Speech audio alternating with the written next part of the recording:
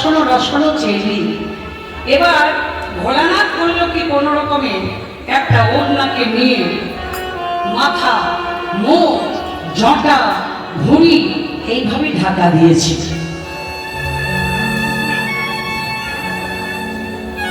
এইভাবে ঢাকা দিয়ে গোপী সেজে যেমন রাসমণ্ডলীর ভেতরে নয়, রাসমণ্ডলীর সম্মুখে যেমন পদার্পণ করলেন, সমস্ত রাসের বাদ্যযন্ত্র বন্ধ হয়ে গেল। ভগবান কৃষ্ণচন্দ্র চমকে উঠলেন, কি ব্যাপার, এতদিনে রাসচক্র হঠাৎ করে বন্ধ হয়ে গেল? তাহলে কি রাসলীলায় কোনো অমঙ্গল ঘটল? একটাই তো গুরুতর নিয়ম যে এক পুরুষ বই দ্বিতীয় পুরুষের কোনো অধিকার থাকবে না। তাহলে কি রাসমণ্ডলীতে কোনো পুরুষের আগমন হলো? আমি সবারই মুখগুলো দেখবো, কিরকম মুখগুলো নামিয়ে আছে দেখো। এই যে মুখটা দেখাও, শুনছ?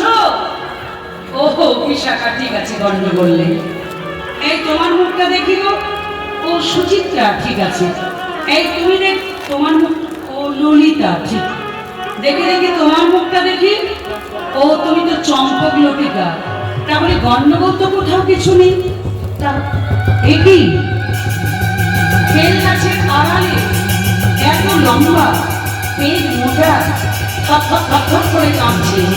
এ আমার কোন গোপী রে বাবা? তাহলে কি এটাই অমঙ্গলের কারণ? সাবধান, তুমি কোন গোপী? কোন গোপী? আরে নাকে নাকে কথা বলছি ভূতের মতো। হ্যাঁ, তাহলে এটাই কি অমঙ্গলের কারণ? কিন্তু এই জিনিসটা কি এত সাপের করছো?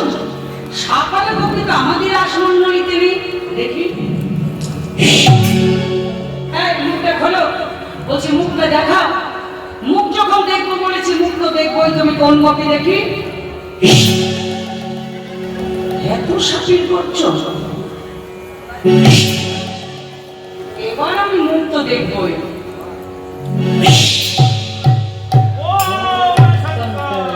একই ঘোরানো তুমি? তুমি গোপী না হতে পেরে তুমি গোপী সেজে এসেছো? ভোলানাথ, তুমি যদি আমাকে অপমান করতে আমি সহ্য করে নিতাম। তুমি আমার গোপীদেরকে অপমান করলে। যাও ভোলানাথ, আমি তোমায় অভিশাপ দিলাম, তুমি নরকুলে জন্মগ্রহণ করবে।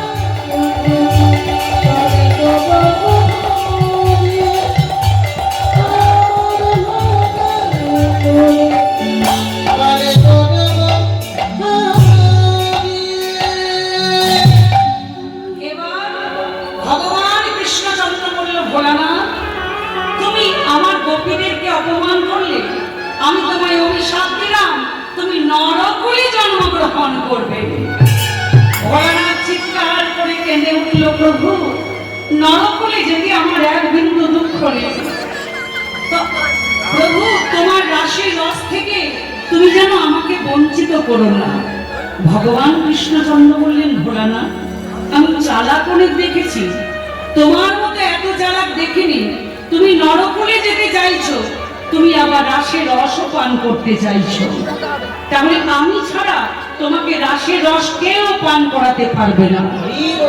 ঠিক আছে ভোলানাথ, তুমি চলে যাও বাংলাদেশে শ্রীহট্ট জেলায় কবির পণ্ডিতের ঘরে নাভাদেবীর গর্ভে তুমি জন্মগ্রহণ করবে। বাল্যকালে তোমার নাম হবে কমলাক্ষ। মাধবেন্দ্র পুরীর কাছে দীক্ষা নেওয়ার পর তোমার নাম হবে অদ্বৈত আচার্য। তুমি সারা ভারত তীর্থ পর্যটন করবে। তোমার তত আহ্বানে আমি সচিব গর্ভ সিন্ধু মাঝে অবতীর্ণ হব। যেদিন নবদ্বীপে রাস রস পরিবেশন করব, সর্বপ্রথম রাশি রস আমি তোমাকেই পান করাবো। তাই অদ্বৈত বলছে, শোনো, আমি নাচবো না, তোকে তোমরা নাচবে। তা নবদ্বীপের ভক্তগণ বলছে, কেন বড় তুমি নাচবে কেন? অদ্বৈত বললেন, আজ তাই পেয়েছি,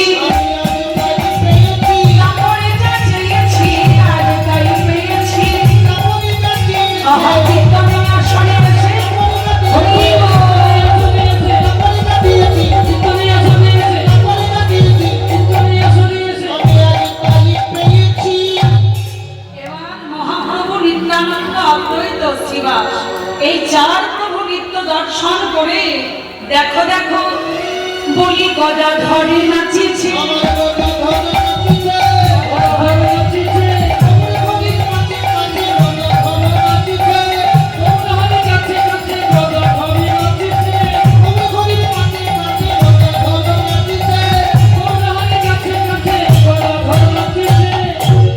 এবার পঞ্চদত্তে নিত্য দর্শন করে আমার বক্রেশ্বর বলছি, প্রভু তোমার সঙ্গে কত ভক্ত নৃত্য করছে, কিন্তু আমি কি করে নৃত্য করব প্রভু? আমার যে বহুদিনের ইচ্ছে যে আমি তোমার সঙ্গে রাসলীলায় নৃত্য করব, আমার হাত নেই, আমি বিকলাঙ্গ, প্রভু আমি কি করে নাচব? তখন বক্রেশ্বর বলল কি, মহাপ্রভু নৃত্য দর্শন করছেন আর কান্দে কান্দে বক্রেশ্বর কেমন করে নৃত্য করছেন, আমার বক্রেশ্বর নাচিছে, বক্রেশ্বর নাচিছে, বক্রেশ্বর নাচিছে, বক্রেশ্বর নাচিছে, বক্রেশ্বর নাচিছে, বক্রেশ্বর নাচিছে।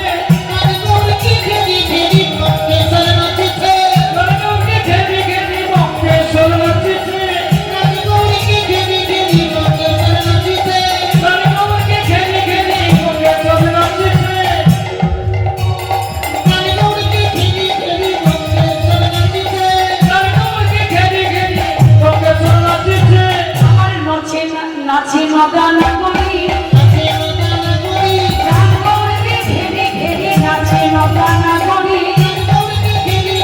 যাইবে শোভার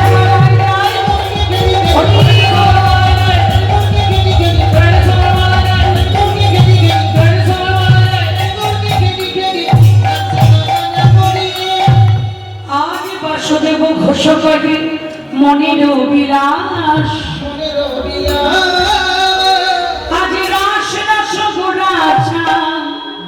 গৌরী আমার করিলেন প্রকাশ,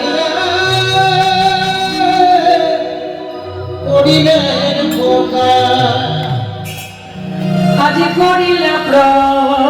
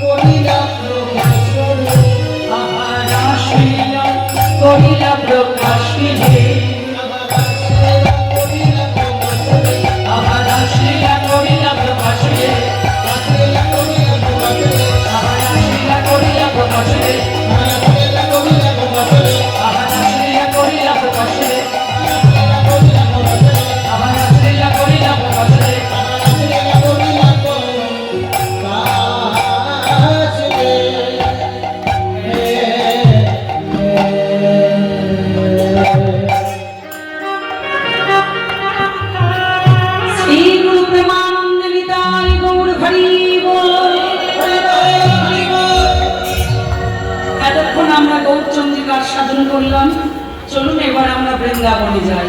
কি মায়েরা বৃন্দাবনে যাবেন? হ্যাঁ কি না? যারা বৃন্দাবনে যেতে চান না, মানে যারা যাবেন না, তারা একটু জোরে জোরে উলুধ্বনি করুন।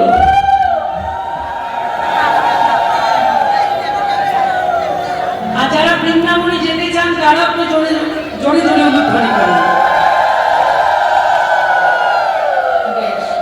মানে যারা যাবেন তারা উলুধ্বনি, যারা না যাবেন তারা উলুধ্বনি।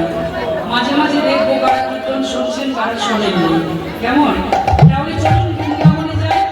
আমাদের বীরভূম জেলায় গেলে বলতে হয় জয় নিতাই, নিতাইয়ের দেশ। আর নবদ্বীপ গেলে বলতে হয় ওটা গৌড়ের দেশ। কিন্তু গৌর হরিবোল বললে হয় না, বলতে হয় জয় নিতাই গৌর হরিবোল। আর মায়াপুরে গেলে বলতে হয় হরে কৃষ্ণ। আর বৃন্দাবনে গেলে বলতে হয় রাধে রাধে। তাহলে চলুন আমরা রাধা নাম গাইতে গাইতে যাই। চলে রে মন শ্রী বৃন্দাবন ধাম, চলে রে মন শ্রী বৃন্দাবন ধাম, জপেঙ্গে রাধা রাধা নাম,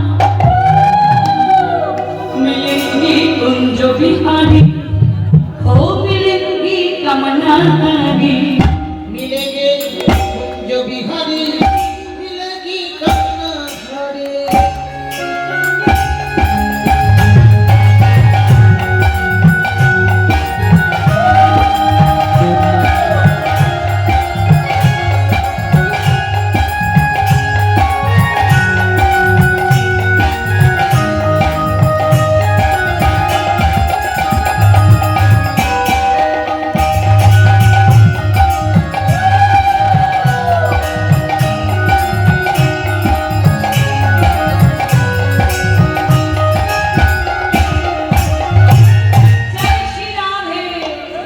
আমরা বৃন্দাবনে সবাই গিয়ে কি করব? যমুনায় স্নান করব, চঞ্চল মনটাকে স্থির করব। চলুন আমরা চলে যাই। ও প্রাত শেষে যমুনা মে যাऊंगी, যমুনা মে যাऊंगी, প্রাত শেষে যমুনা মে যাऊंगी, যমুনা মে যাऊंगी। राधे परिक्रमा करके जीवन सफल का करेंगे। যমুনা মে যাऊंगी, परिक्रमा करके जीवन सफल लेंगी राधा जी का नाम, राधे राधा का नाम जपे गाना मिलेंगी कुंज बिहारी, मिलेंगी कमला हरी। मिलेगी कुंज बिहारी, मिलेगी कमला हरी।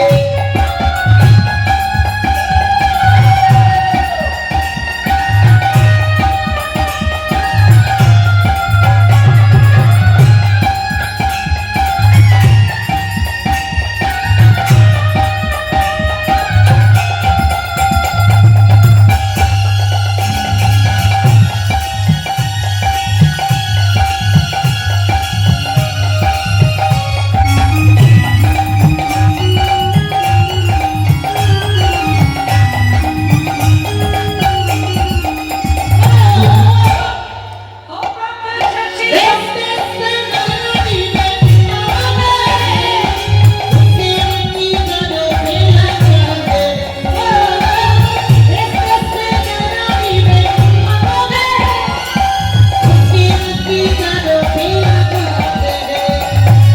राधा जी का नाम, प्रेम से बोलो राधा रानी की।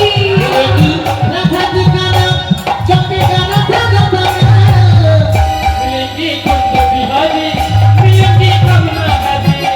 मिलेंगी कुंज बिहारी, मिलेंगी कमला हरी। बोलो राधे राधे वृंदावन में, मधुबन में, प्यारी वन में। রাধা গোবিন্দের জয়। একটু বাহু তুলে দিতে হয়। হাত তুলুন সবাই। হ্যাঁ, কারণ ওই পাশটা দেখে আসি, হাত নামাবেন না। বাহ, সবাই হাত তুলেছে। বলো রাধে রাধে রাধে রাধে, वृंदावन में, मधुबन में,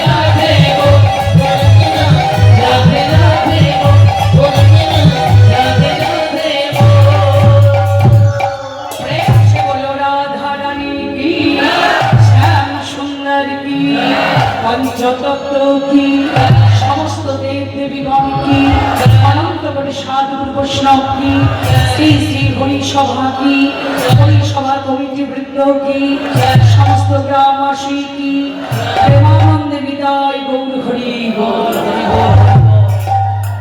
কৃষ্ণ ভক্তি বর্ষণ হোক, রাধারানীর কৃপা লাভ করুন। আমরা রাধা গোবিন্দের কাছে কৃপা প্রার্থনা করে মণ্ডপী হংসটাকে কৃষ্ণ লীলায় বিচরণ করলাম। আজ আমরা লীলাকে আস্বাদন করছি ভগবান শ্রীকৃষ্ণের মুকুটমণি লীলা, শ্রী শ্রী রাসলীলা। তাহলে রাস আমরা বোঝার সুবিধের জন্য বানান থেকে শুরু করছি। রাস বানান কি মায়েরা? রয়াকার তালু বিশ্বরাস, রয়াকার মধ্যমস্বরাস, রয়াকার দন্তস্বরাস। তাহলে বাংলাতে তিনটে স্বর, তালু বিশ্ব মধ্যমস্ব দন্তস্ব, স স স। তোমরা সবাই সহ্য করো। মাইকেল ভাই, তুমি গ্যাসটা একদম কম করে দিয়ে চলে গেলে, রিভারটাও কমিয়ে দিয়ে গেলে। প্রথমে যে সাউন্ডটা ছিল সেটা কম করে দিলে, সেটি দিচ্ছে বলে আটকার লাগছে। একটু আসো আসলে মাইকেল ভাই। তাহলে বাংলাতে তিনটে স্বর, তালুকৃষ্ণ মধ্যমস্ব দন্তস্ব, স স স। তোমরা সহ্য করো সহ্য করো সহ্য করো। এই যে ঘন্টার পর ঘন্টা ধৈর্যের পরীক্ষা দিয়ে শেষ পর্যন্ত যিনি কীর্তন শুনতে পারবেন তিনি হবেন এই রাসের মহাশয়। তাহলে আমরা কোন ছটা কাজে লাগাবো? দন্তস্বটা আজকে কাজে লাগিয়ে দিলাম। রয়াকার দন্তস্ব রাস। তো মাইরা যতক্ষণ রয়া আকার রইল ততক্ষণ কিন্তু রাসই রইল। রাস থেকে রসকে পেতে গেলে আকারটাকে মুছে ফেলতে হবে, তবেই কিন্তু রদন্তস্ব রস পাবেন। তাহলে রাসলীলা হলো বহু রসের সমন্বয়। তাহলে কতগুলো রসের সমন্বয়? বহু রস। বহু রস বলতে দেখুন এই রাশির 7টি গৌণ রস। কি কি?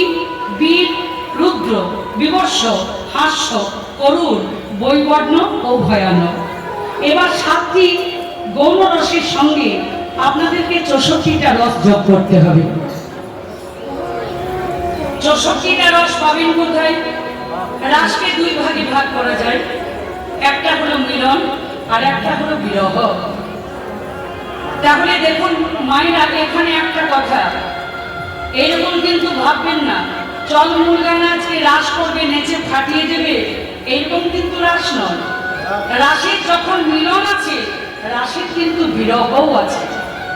বিরহ ছাড়া মিলন হয় না। তাহলে রাসের বিরহ হলো 4 রকম। রাসের বিরহ হলো 4 রকম আর মিলন হলো 4 রকম। তাহলে 4 রকমের মিলন কি কি? সংক্ষিপ্ত, সংকীর্ণ, সম্পূর্ণ, সমৃদ্ধি। আর 4 রকমের বিরহ কি কি? পূর্বরাগ, প্রেম বৈচিত্র্য, মান, প্রভাস। তাহলে 4 রকমের মিলন, 4 রকমের বিরহ। এবার এক একটাকে 8 ভাগে বিভক্ত করতে হবে। 8 4 32, 8 4 32। 32 রকমের মিলন, 32 রকমের বিরহ। তাহলে 32 32 কত হয়? 32 32 হয় 64। তাহলে 64টা রসের সঙ্গে আপনাদেরকে 7টি গৌণ রস যোগ করতে হবে। একটু বিভাগ হালকা। তাহলে দেখুন 32 32 64। এবার এর সঙ্গে 7টি গৌণ রস যোগ করতে হবে। 64 আর 7 কত হয় মায়েরা? 64 আর 7 71। এবার 71টাকে একটু ব্যাখ্যা করে দেখুন কি দাঁড়ায়। 71 71 71 71 71 71 71 71 71। ভগবান কৃষ্ণচন্দ্র বললেন আমি একা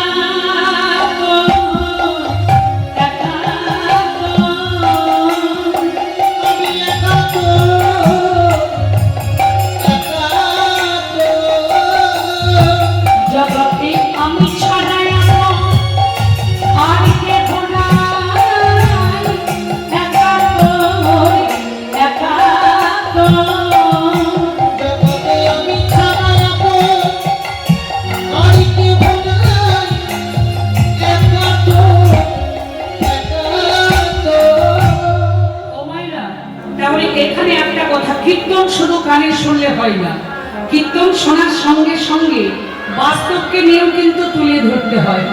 ভগবান বললেন আমি একাতর একাতর। ভগবান যে আমাদের একাতার প্রমাণ কি? এক গুরুদেব তার শিষ্যকে বলছে, বাবা শিষ্য, গুরুদেব, আমি বৃন্দাবনে যাব, আমার সঙ্গে যাবি? গুরুদেব যেতে তো হতো, হ্যাঁ। কিন্তু সংসারে খুবই চাপ, আমার যাওয়া হবে না। ও তোর বাড়িতে কে আছে? কেন, আমার গিন্নি আছে, আমার তিনটে ছেলে আছে। সবাই খুব ভালোবাসে? ছেলেরা বাবা বলতে একেবারে অজ্ঞান। তাই নাকি? শিষ্যটি বলছে, গুরুদেব আপনি জানেন না, আমার বড় ছেলেটা প্রত্যেক কথায় কথায় বলে যে বাবা তুমি যখন মারা যাবে, বাড়িতে সব চাইতে মিষ্টি আমের গাছটা কেটে ওই কাঠ দিয়ে আমি তোমায় পোড়াবো। এত ভালো। আবার মেজ ছেলেটা প্রত্যেক কথাই বলে, বাবা তুমি যখন মারা যাবে, তোমার সাথে 10,000 লোক খাওয়াবো। আর গুরুদেব ছোট ছেলেটা আবার এত ভালো, প্রত্যেক কথায় কথায় বলে, বাবা তুমি যখন মারা যাবে, তোমার অস্থিটা এনে শ্বেত পাথর দিয়ে বেদিটা বাঁধিয়ে দেব। গুরুদেব তিনটে ছেলে খুব ভালো। গুরুদেব বলছে, বাবা শিষ্য, আমি যতটুকু জানি, আমি জানি সংসার জীবনে বিনা স্বার্থে কেউ কাউকে ভালোবাসে না। শিষ্যটি বলল, গুরুদেব আপনার কথা অন্তত আমি মেনে নিতে পারলাম না। গুরুদেব বলল, মানতে তো তোকে হবে বাবা। দাঁড়া, আমি তোকে প্রমাণ করে দিচ্ছি এই সংসারে কে কার। শোন বাবা শিষ্য, আমি তোকে একটা ওষুধ দিচ্ছি, এই ওষুধটা তুই ঘরের মেঝের মধ্যে খাবি। মেঝের মধ্যে খেয়ে তুই মরার মতো অজ্ঞান হয়ে পড়ে থাকবি। গুরুদেব, কি মরে যাবো না তো? মরিস তো মরবি, মরতে তো একদিন সবাইকে হবে। উফ, মরবি না, পরীক্ষা করে দেখবি যে তোর তিনটে ছেলে তোকে কত ভালোবাসে। এবার গুরুদেবের দেওয়া ওষুধটা শিষ্যটা ঘরের মেঝের মধ্যে খেয়েছে, মেঝের মধ্যে খেয়ে মরার মতো অজ্ঞান হয়ে পড়ে আছে। এবার তিনটে ছেলে যখন মেঝের ভিতরে এক এক করে ঢুকছে, এক এক করে যখন মেঝের ভিতরে ঢুকছে, তখন ছেলেরা বলছে, বাবা ও বাবা। বাবা, ছেলেদের বাবা কথা বলছে না। বাবা, তিনটে ছেলেই ভাবলো বাবা হয়তো মারা গেছে। বাবা, বাবা তুমি কি করলে বাবা? সুখের দিনে তুমি আমাদের ছেড়ে চলে গেলে। তিনটে ছেলে বাবাকে জড়িয়ে ধরে কি কান্নাই না কাঁদলো।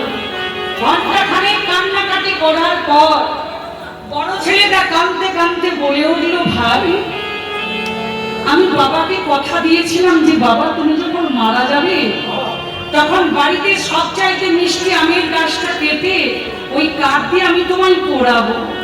কিন্তু মিষ্টি আমের গাছটা এবছর এত ফলন ফলেছে, কাটা আমার পক্ষে খুব মুশকিল। বাবা তা দেখতে আসছে না যে আমি কি করলাম। তার চাইতে কথা যখন দিয়েছি, ওই টক আমের গাছটা কেটে ওই কাঠ দিয়ে আমি বাবাকে পোড়াবো। মেজ ভাই বলছে, দাদা বরং সেটাই ভালো হবে। এবার মেজ ভাইটাও সুযোগ পেয়ে গেল, বলছে, দাদা আমি যে বাবাকে কথা দিয়েছিলাম যে বাবা তুমি যখন মারা যাবে, তোমার সাথে 10,000 লোক খাওয়াবো, কিন্তু এখন চিন্তা করছি দাদা 10,000 লোককে যে আমি খাওয়াবো, যা জিনিসের দাম, এখনকার দিনে যতই খাওয়াই নাম পাওয়া খুব মুশকিল। বাবা তো দেখতে আসছে না যে কি করলাম। তার চাইতে যারা ঘাটে গিয়েছিল আর আত্মীয় স্বজন মিলে জোনা 50 খাইয়ে দিই। বড়টা বলছে বরং সেটাই ভালো হবে। এবার ছোট ভাইটা সুযোগ পেয়ে গেল, বলছে, দাদা আমিও তো বাবাকে কথা দিয়েছিলাম যে বাবা তুমি যখন মারা যাবে, তখন তোমার অস্থিটা এনে শ্বেত পাথর দিয়ে বেদিটা বাঁধিয়ে দেব। কিন্তু এখন চিন্তা করছি দাদা, শ্বেত পাথর কি চিরদিন টিকবে? তাছাড়া যা শ্বেত পাথরের দাম, বাবাটা দেখতে আসছে না যে আমি কি করলাম। তার চাইতে বাবার অস্থিটা এনে কয়েকটা ভাঙা ভাঙা ইট দিয়ে বেদিটা বাঁধিয়ে দিই। বলছে, হ্যাঁ বরং সেটাই ভালো হবে। এই তিনটে ছেলের কথা বলা যেমন শেষ হয়েছে, ছেলেদের বাবা তাড়াতাড়ি উঠে দাঁড়াচ্ছে। এবার তিনটে ছেলেই বলছে, বাবা ও বাবা, তার মানে তুমি ঘুমোচ্ছিলে? ছেলেদের বাবা বলছে, খোকা এতদিন ঘুমিয়েছিলাম, তোদের তিনটে ছেলের কথা শুনে আজ আমার ঘুমটা ভাঙলো। ভাগ্যিস গুরুদেব আমায় বললেন, তাছাড়া আমি তো তোদেরকে চিনতেই পারতাম না। রইল তোদের সংসার, আমি গুরুদেবের সঙ্গে চললাম বৃন্দাবন। তাই ভগবান বললেন, অবধি সংসারের জন্য যতই জঘন্যতম কাজ করো, একটা কথা জেনে রাখবে, এই সংসার বিনা স্বার্থে তোমাকে কিছুই দেবে না। তাহলে তোমাদের আপন কে? ভগবান বললেন, আমি একা একা নিতাই গৌর হরি বল। জগতে আমি ছাড়া আপন আর কেহ নাই, একা একা জগতে আমি ছাড়া আপন আর কেহ নাই, একা তো, একা তো। ও মায়েরা, তাহলে আপাতত রাশি কতগুলো রস পেলেন? ৭১। তাহলে আমি বললাম রাশিরা বহু রসের সমন্বয়। ৭১টা রসের সঙ্গে বাবা আরো 5টি রস যোগ করতে হবে। শান্ত, দাস্য, সখ্য, বাৎসল্য, মধুর। তাহলে ৭১ আর 5 কত হয় মায়েরা? ৭৬। এর সঙ্গে আরো 5টি রস যোগ করুন। সাত্বিক ভাব, বিভাব, অনুন্নয়ী ভাব, ব্যভিচারী ভাব, সঞ্চারী ভাব। তাহলে ৭৬ আর 5 যোগ দিলে কত হয়? ৮১। এবার ৮১ থেকে একটু ব্যাখ্যা করা যাক। ৮১, ৮১, ৮১, ৮১, ৮১। ভগবান বললেন, আমরা একাই আসিয়া